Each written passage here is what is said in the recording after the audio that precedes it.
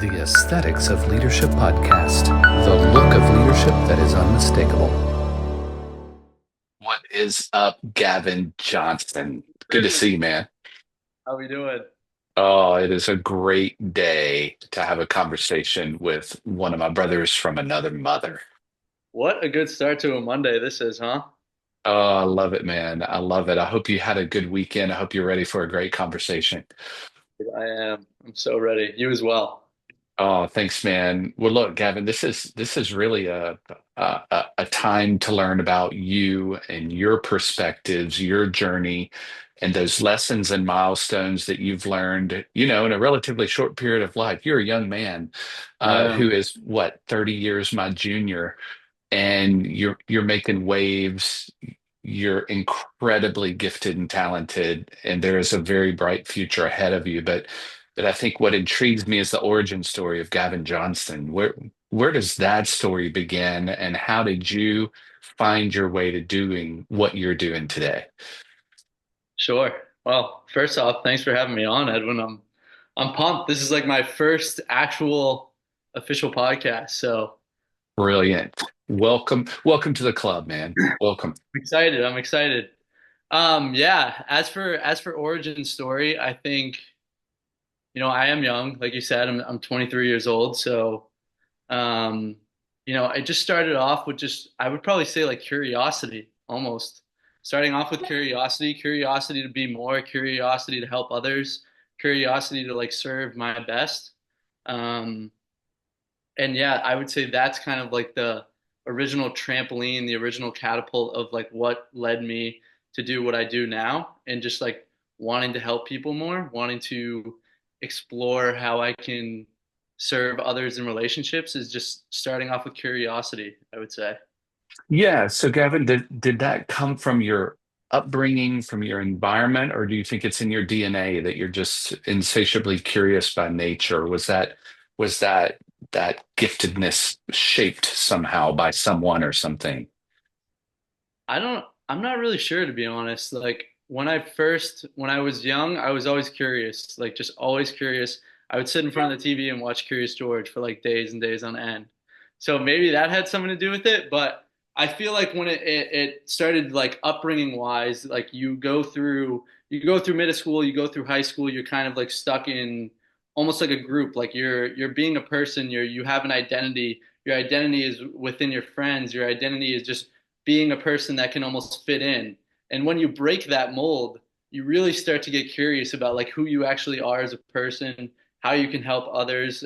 So I would say probably for me is like when probably like a big turning point, big pivotal moment for me was like when I started to realize like, hey, like this life I'm living, it's not for everyone else. Like yes, we're here to serve. Yes, we're here to help other people, but you don't have to do what others are kind of like what others want you to do. Like you can be your own person, you can step into your own identity here and you can kind of branch out, you can be curious, you can do other things.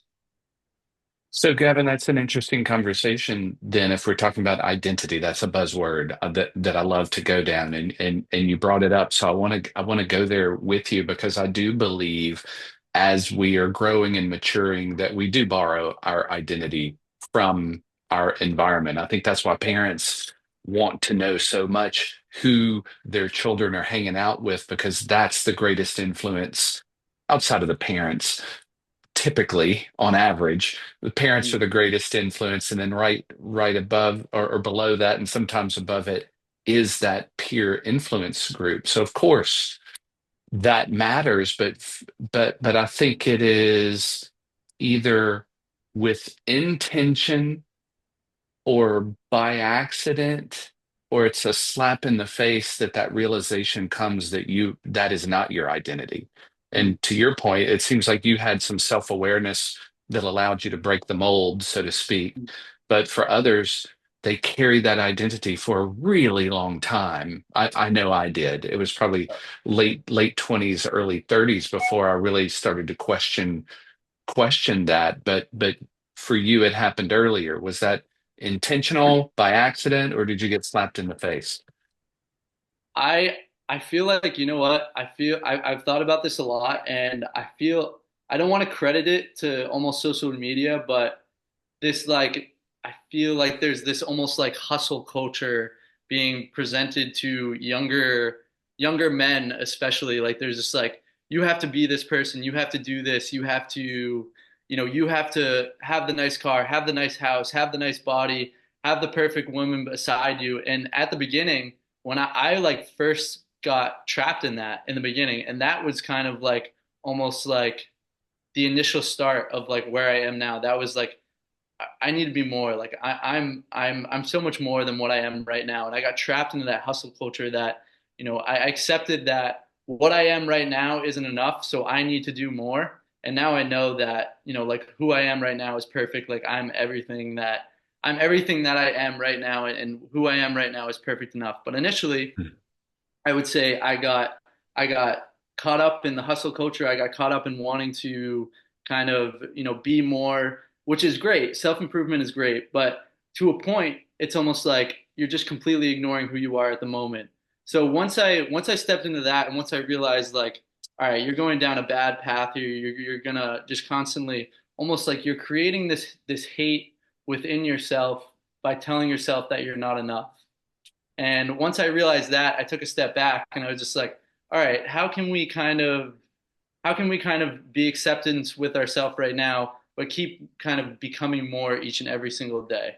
So I think that was kind of like the pivotal moment for me, realizing that I am enough in this moment, but just having a drive to be more, um, just having a drive to be more every single day, instead of just being like, you're not enough. You need to do this. You need to do that. You need to do this.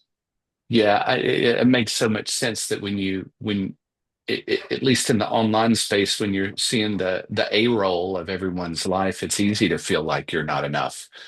Totally. But if that's your what you feed your mind. But I love how you separated from that, and I guess the word that came to mind for me was surrender.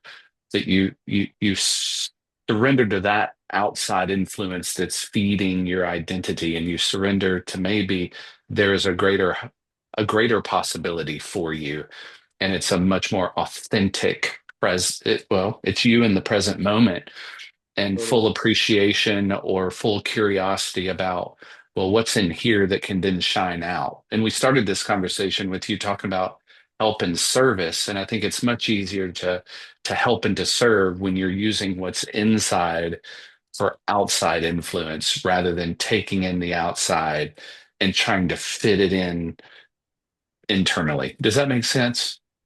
Totally, totally. From the mouth, the heart speaks, and I've learned that more recently for sure. So it's just like, you can only put on a mask for so long, and truly, I've found for me like the more I have stepped into who I am as an actual human being, the more authentic I am, the more real I am around the people I spend my time with, the just like the better life has gotten. Mm. So we've talked about circles of influence um, that can shape identity in some formative stages of our life. But you and I connected through a circle of influence that was by choice for both of us. That we knew we were on a journey. We knew we wanted more. We knew we wanted to grow. So we surrounded ourselves with a bunch of people on that journey as well. How intentional, and I probably already know the answer to this question, how intentional are you in choosing that circle of influence now at the age of 20, what, 23? Yep. How do you, because I think a lot of people would say, well, how do you even do that? How do you choose people to be in your circle of influence?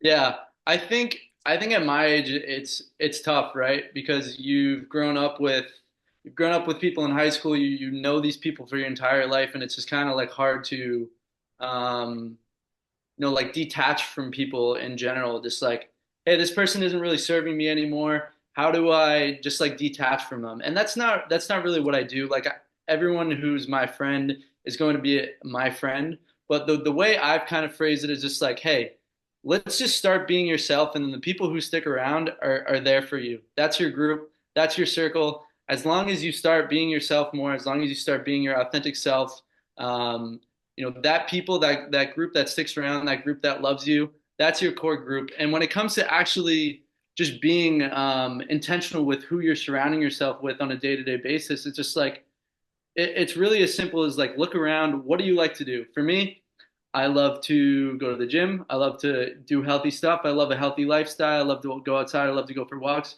Let's find people who are doing similar things.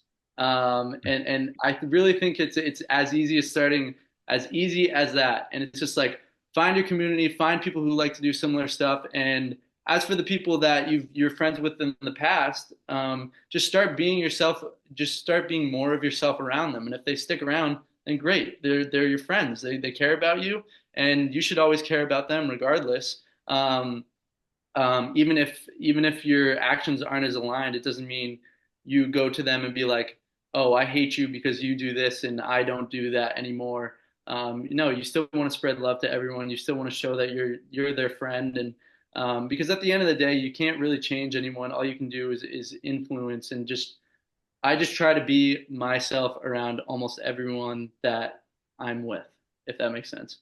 Yeah, yeah, and it just reminds me of hearing from a lot of the people that I have served that Mm, that's the one thing they struggle with is mm, being themselves. They're so uncomfortable in their own skin. They're terrified to expose who they really are out of multiple fears. I mean, we can kind of stack the fears, but people might the imposter syndrome, I'm not good enough, all of those layered fears, those onion layers, if you will, that they have yet to peel back, that they can't express themselves authentically. They have no background in that. They have no context for doing that. It's always the mask, yeah. and they're emotionally drained and burdened. What advice would you have, being someone who has practiced authenticity as long as you have,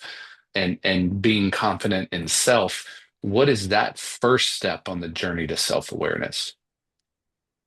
I think well, to be fair, it's something you'll always struggle with. Like it's a life practice for sure. Just being your authentic self. There's always, and we talked about this. I actually had a cool conversation with our friend Kovac that we met.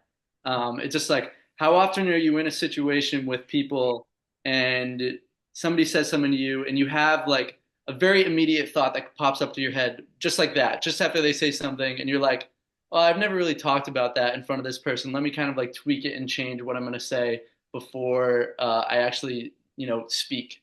And we were talking about how often that happens, and just like how often can we not listen to our mind, but just say what genuinely and naturally comes to us. Like how often can we be that person? And when it comes to just kind of like taking a step into being more of your authentic self, it just really understanding who you are as a person. What do you like to do? Who do you want to be? Who do you want people to know you for? Who do you want to love? Do you want to be known as a loving person? And really just being okay with the fact that once you start being yourself, there are going to be people who um, find it weird. Find it weird. They're going to be people who might like have some criticism for you. And it's just kind of being okay with that, because you know who you are in your heart, you know who you are there, and just rolling with it. Because if you are more of your authentic self around the people that you love and care about, you're going to be a 10 times better person for them, not only for yourself, but for your circle around you. So just looking, I would say my advice, and probably this is something like I need to hear too, because I'm not perfect at being authentic myself, but I would say just knowing that when you allow yourself to be your authentic self, you can help spread love and just joy to all the people that are around you when you're not being compared to when you're not being your authentic self. So ultimately, you're helping the people around you become better, and you're withholding the love that you could spread by not being your authentic self when you choose not to. Oh, that is so good. So good. You know, I'm curious. So clearly, there is an authenticity and gift that you express in this world, and there's a craft Mm. that you love. Uh, When and you're expressing it today. You're helping people with your knowledge, skills, and attitude around your art, your giftedness. How have you honed that? How have you found courage in that? And how do you want to express it in the Gavin 2.0 that's to come in the next stage of your life? What is the gift? What is your gift, strength, and authenticity going to create? Yeah, so that's a great question. Um, I would say honestly, like when it comes to like honing your strength and who you are as a person, like what you do for work, and just like who you are as general, I always looked at it as just like daily reps. Like you're going to start off as someone who has no idea what they're doing. You're going to start off as someone who can't even put A and B together, but eventually, if you just keep showing up, you'll become the person who can do that. And that's almost like how I look at like what I do for work, how I help people with marketing, how I, who I am as a person from the day to day, who I am within my relationships. Like I'm starting off from this level, from point zero, and if I can just keep showing up and keep putting in the work to becoming, a stronger person in my relationships, in my career, in my, who I'm spending my time with. If I can just be better, almost like day by day, the confidence kind of just builds up inside yourself, and eventually you get to the point where you're just like, all right, like I'm kind of good at this. I'm kind of good at this now.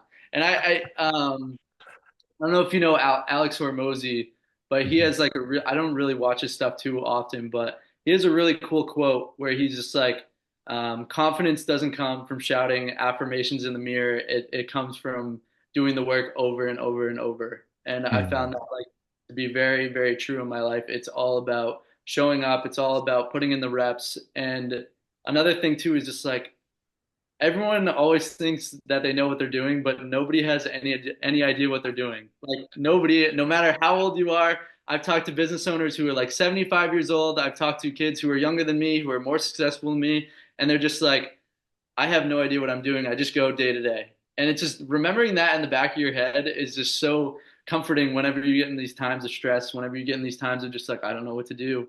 You're just like, nobody else has no idea what they're doing either.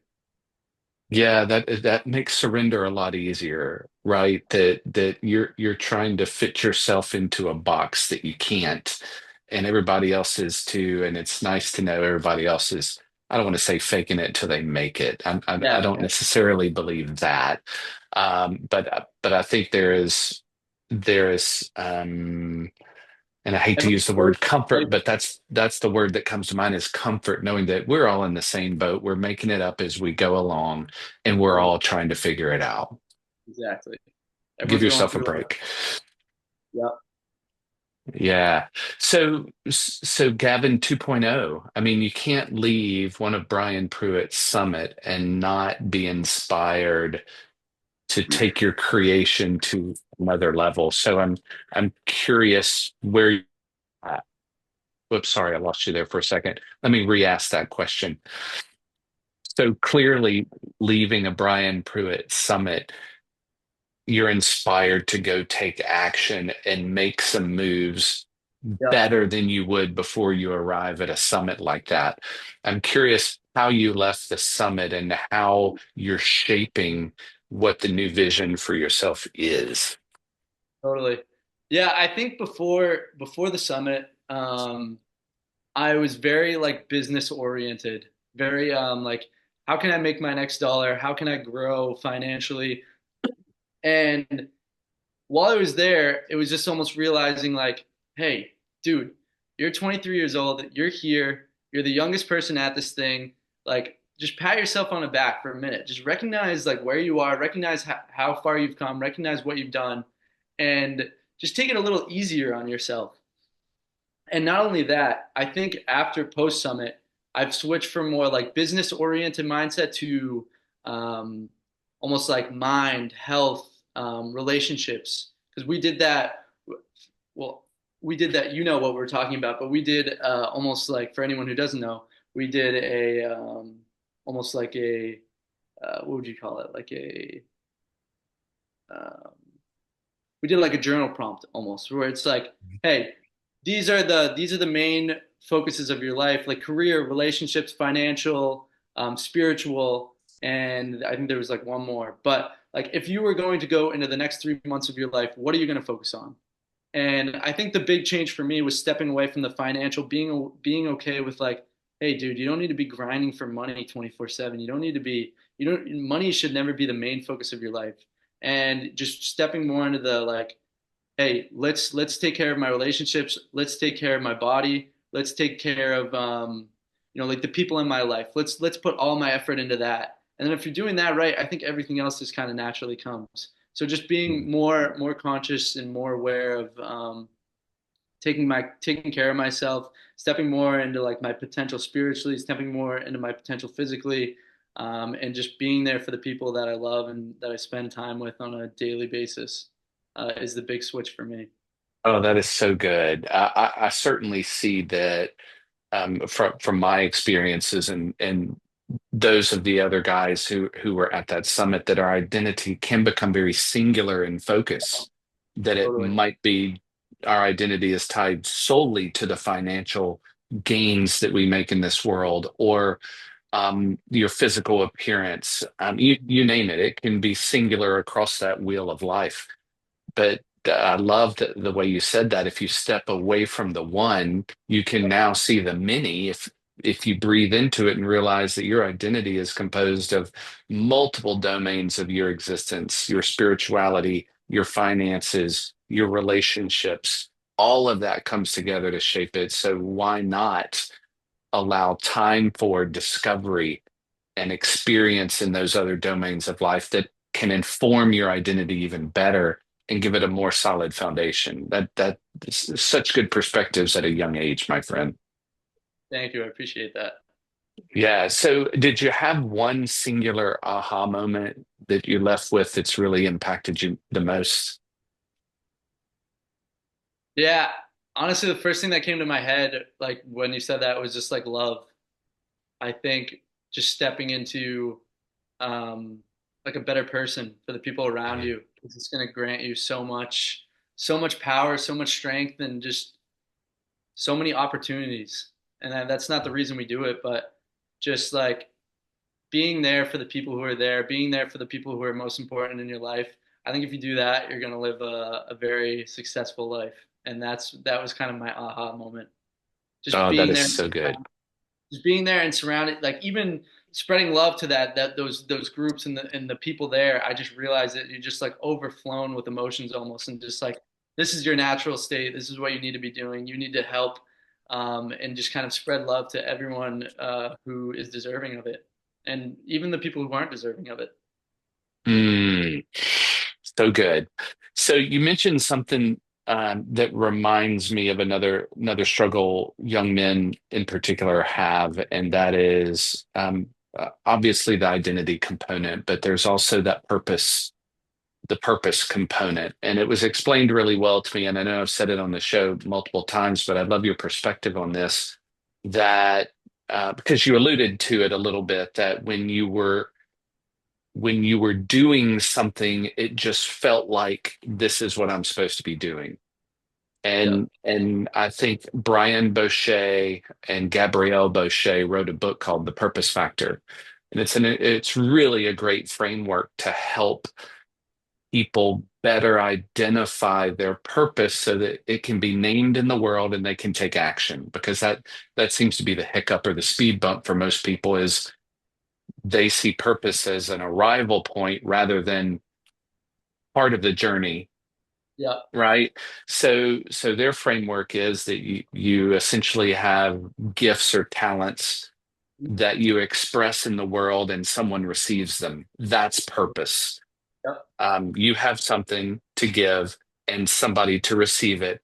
And what comes back to you is fulfillment. That feeling that you just spoke of that I'm doing the right thing. This is exactly what I'm supposed to be doing. So it's a cycle. And if any part of that cycle is broken, I think it leaves people questioning or doubting the way forward, what their gifts are, their identity, their purpose, blah, blah, blah.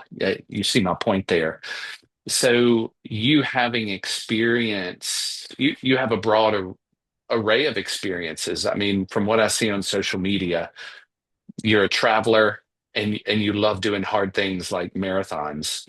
Who goes Yeah, and runs 26.2? What? Who does that? that Except was crazy. masochists like you. So in doing hard things and getting out into the world and having experiences, you become more confident in that purpose, the expression of it, who to give it to, and in response, you receive something, and Mhm. it's called fulfillment. I just see that in you, and I'm Thank you. curious if you identify it that way and how you are now going to scale your influence with the confidence that you have.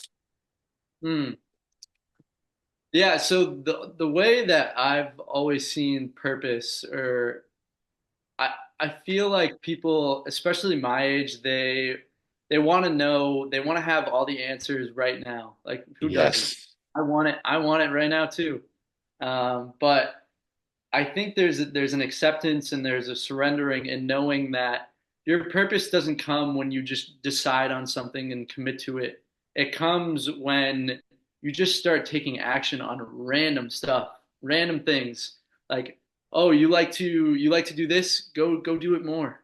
If and I'm not saying you have to go travel across the world or you have to go run a marathon or anything, but just start trying new things and you'll very quickly start to realize where you can be helpful, where you can serve others, and that's where your purpose is. And that's what I'm trying to do more of. That's like what I'm basically like living my life off of right now. Like whenever I have a good idea, or like whenever I have an idea of how I can help others, how I can serve others, I'll just take action on it immediately, even if it's embarrassing, even if it's like an example of mine. Like I started a run club, and I was like, oh, I don't know what people are gonna think of this.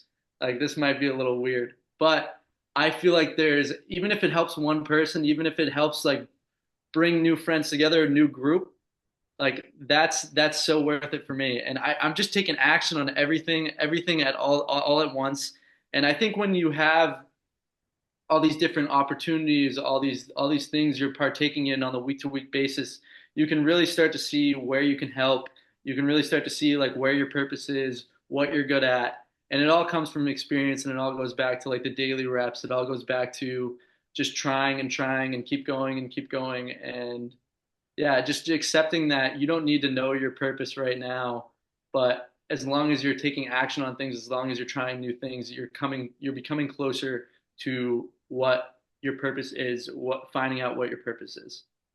Oh, that is so good, man. You're preaching to me because I'm a recovering perfectionist that for way too long in life, I needed everything lined up and that was my guarantee of the outcome, Yeah. knowing that I can't guarantee the outcome, but boy, I could line some things up to get as close as possible to mitigate risk and confirm the outcome under my control. And man, how miserable, how overwhelming, how burdensome that is to have to know everything about Mm. everything when you really can't in the first place. It's just a huge weight to carry. And I love your commentary on the answers are found on on the journey through action. So you can forecast, but you can't predict the outcome. You've got to go experience the trials and tribulations that will create an outcome. So I really appreciate that, and that's such a good perspective to have at a young age rather than later in life, as some of us eventually figure out. So well done, Gavin. Thank Impressive. you. So, Gavin, in creating community, I guess I'm curious there as well. We've both seen the value of intentional community creation. And I left the summit wanting to move to Sarasota, like call my wife on the plane ride Yeah. home and say, "Sweetheart, we're moving to Florida," Yep. because that's where the people are around whom I need to be. Yeah. So I've got to go there, and I think I forgot or didn't realize or have the clarity or understanding that I can go create that back home. I don't have to long for a community in Sarasota. I can make moves to create it where I stand. I'm curious your courage and confidence and spirit that you have in creating community. You've created a run club in one domain of your life. Are there other communities that you're intentionally building in order to add value to your journey? Yeah, that's a great question. And I was right there with you when I was like, um, I should move to Florida. And I actually had the reason I'm not jumping on it immediately is because Dustin and I actually had a nice conversation about this. And he was like, oh, you know what? You could always just move to Florida. And I was like, you're right. But I feel like the community is already so strong here, and that there's other places in the world that are lacking. There's Mm, other places in the world that need this community and would just create so much like ladder effect, just like it could be all over. So like I guess there's a wanting and there's a willing to help and just kind of create community for the people over here that don't have it as good as they do in Florida or any other specific location. As for intentional communities that I'm trying to surround myself with and that to like help my journey is I think it's just like the closest people around you is the biggest one. Just like knowing and accepting that like it doesn't really matter how many friends you have. Like you don't need to have a massive friend group, but as long as you have like two or three people, three or four people that you can kind of like go to war with almost like that are there for you, that are going to tell you when you're doing things wrong, like they're going to tell you when you're messing up and that you can be honest with, you can be vulnerable with. I think that is super important as far as who you surround yourself with is who you surround yourself with community wise. And well, I'm happy you brought this up too, because one thing I struggled with when it actually came out to building out like my run club, building out my community and stuff like that, I was always focused on the end result. Like I want to help as many people as I can. I want to help like I want there to be 50 people showing up every week.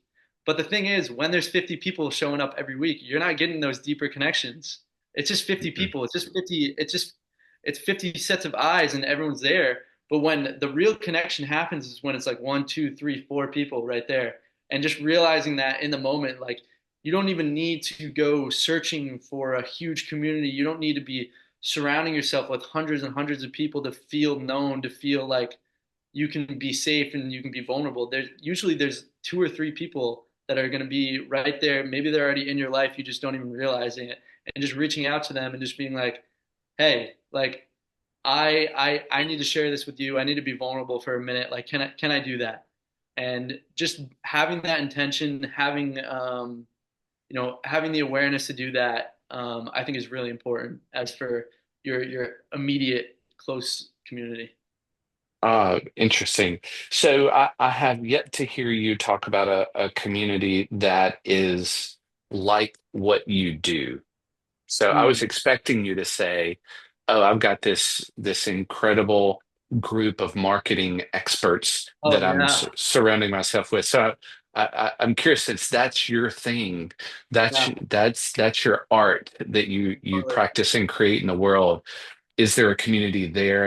And if not, what how are you doing what you do in the world so well? Yeah, I definitely have like a strong community as when it comes to the marketing world, when it comes to the digital marketing world. The thing about the digital marketing world is like we all work from home. Like we're all spread across the world. So it's just like, and that's what we like, that's a part of the reason why we do what we do, right? Just to kind of like have the free will to just kind of get up and move around and be your own boss and stuff like that. But yeah, I'm definitely fortunate to kind of have like an online community of people who are doing the same thing for me, doing the same thing as me, and just kind of like helping us. And we are like accountable with each other. We'll hop on like weekly calls, stuff like that, to where we can just like kind of talk about what's going on. And as for like who I surround myself with in like referring to marketing in the actual real world, I do have like one or two people I can always go to and just kind of like sit down and learn from near me. But that online community kind of people that have similar knowledge, similar careers that I've just built out through like just like posting about marketing in general is definitely been useful for me. Oh, nice. So I've got a ton of questions around marketing. So I want some free information, Gavin, from one of the best in the business. Why marketing? What is the appeal to you that resonates with an inside around marketing, particularly digital marketing? Sure. Yeah, my kind of why with the marketing is just being able to help as many people as you can. And that comes from just like putting yourself, being intentional with who you want to work with and being intentional with their message and seeing how you can help them spread it all across the world. That's why I do it. That's like my get out of the bed reason. Just like, hey, this thing you put out, this email, this whatever, this text message, this might like completely transform somebody's like somebody's life almost like somebody's physical well-being, somebody's mental well-being. And like even talking to a couple of people at the summit there, I was like explaining what they're doing and they're just like, oh, I'm probably here because of you.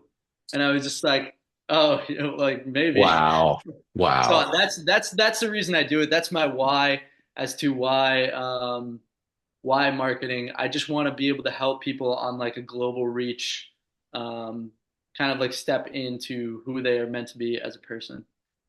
Was there an experience that tipped you off that the digital marketing world was the way you wanted to go versus you being in journalism and writing about it, or something? I guess I'm curious the tipping point for you when you aligned marketing with the scale of passion and love, if you will.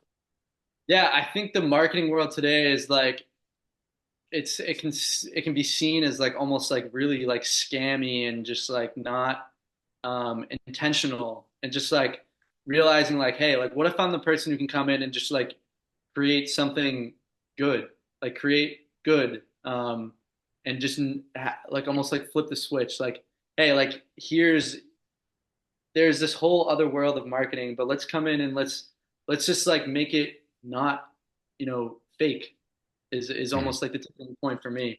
And yeah, marketing was just something I was always interested in. So when it came to the point where just like, hey, let's give this a shot, it was pretty easy for me. Yeah, so from a resource perspective, I'm sure you studied marketing best practices. You tried a lot of things, you've experimented.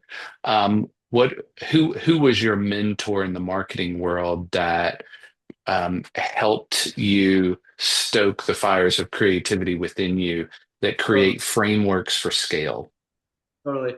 Yeah, I still have a mentor to this day too. His name is Cameron Cruz. He's like very distinguished marketer in the space, and he's someone I owe like a lot of um, my success to when it comes to marketing in general.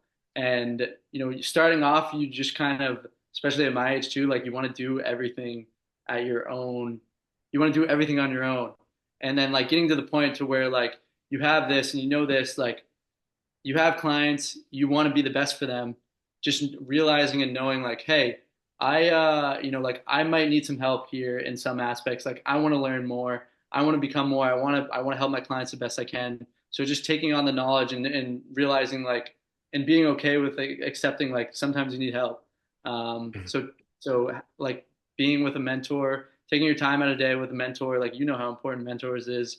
I think is really important, and it's definitely a big step of being more successful in your career, no matter what you do. I think just learning from mentors, whether it's a person that's close to you or someone that you like just hire in general to be your mentor and learn from, I think that is a really good investment. Mm. So, Gavin, I'm sure there are a lot of people listening to this show that are thinking, "Wow, I have a message. Hmm. I have a gift. I have love that I want to express in the world, and I don't know how to scale." it? What are the three things people are doing wrong in getting their message out, if you will? And what are the stumbling blocks people run into in trying to get their message heard by the most people who can receive its value? Totally. Yeah. I mean, the big stumble in general, like what I see is just inaction. Like they're very worried about like trying to be perfect, trying to do the right thing all the time. And because of that, like nothing even occurs. And as for like seeing your message heard, being heard by the people that um, you want to help, it's just being authentic. That's like the one thing I recommend. Like just be authentic, and everything will come at some point. You just got to be authentically yourself. Mm. And again, going back to our earlier conversation, that might be the biggest challenge Yep, for people is understanding authenticity because they're looking at what's popular. totally. So the comparison game's already at play. So authenticity is kind of, well, okay, Gavin, you're going to have to translate that for me. I don't know how to do that. Yeah. Where would you send them if authenticity clearly is the issue? Do Mhm. you give them homework? Do you say you need to go down this path or use this framework to figure some stuff out, and then let's come back in conversation? Yeah. Yeah. I That's a good question for sure. Um, when it comes to authenticity, it's just like it's going back to like understanding what you want. I think in the first place, understanding who you are. If anyone's actually struggling with authenticity, and I think we all do at some points, right? It's just going back to understanding who you are as a person, understanding who you could potentially help, who you are potentially withholding yourself from not being authentic. Mhm. So realizing that you although there's a struggle to kind of like be authentic at times, you could be hurting people by not being your authentic self. You could be not hurting people, but you could be there's people that aren't getting your message, that aren't getting your help, aren't getting your love from not being authentic. So I think just recognizing that and going back to, who you are as a person, realizing that, if you're set out on this journey to help people, being your authentic self is going to be what catapults you to scale. Oh, wow. So, Gavin, I know you probably expose yourself to a lot of the marketing methodologies out there when you're scrolling through social media Yeah. or watching whatever online. Does your mind automatically go into critique mode and you're going up that see error error error, you should have done this, you should have done that, they need to be a client of mine, I'm reaching out, they're an absolute nightmare. You know what? Yeah, it has happened. It has happened, and it's I always laugh about it when it does. Um, I do laugh about it when it does happen. But yeah, it's funny how like you spend so much time doing something, and then like that's like the frame you think it like automatically 24/7. Like I always say like watching commercials on Super Bowl is like the best. It's like a huge holiday for me just because it's like that's all the marketing right there, and like you get to critique it and have fun. But yeah, it's definitely that's a great question. I can't believe you picked up on that. But yeah, that has something I've struggled with ever since I've started doing it. And if there's a way for me to stop doing it, please let me know because I No, there's no way. It's just that I guess that is your gift at work in the world, right? You see it, you evaluate it, you expose it, and go, "Wow, that's a possible client I could work with."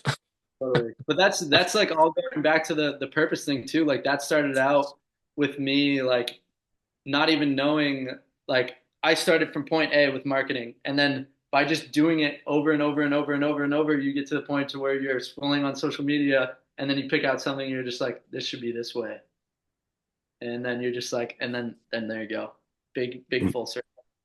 Yeah, when you're working with clients, I am sure questions and your curiosity is the magic that creates the way forward. How have you honed your question asking so that your insatiable curiosity is served in you transmitting the appropriate question in order to get the information you need to Yeah, help someone. That's an art in itself, is asking the right question, or crafting dialogue through the art of powerful questions. Maybe that's totally. it.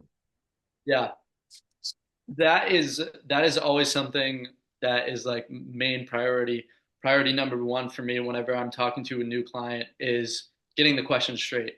Because there's times people will come to me and they're just like, "Hey, I want to implement this. I want to implement ads. I want to run ads to this. I want to do this. I need to get email marketing set up. I need help with this." And it's just like, "All right, I believe you, but let's just stop and let's just see like why. Like why do you want to do this?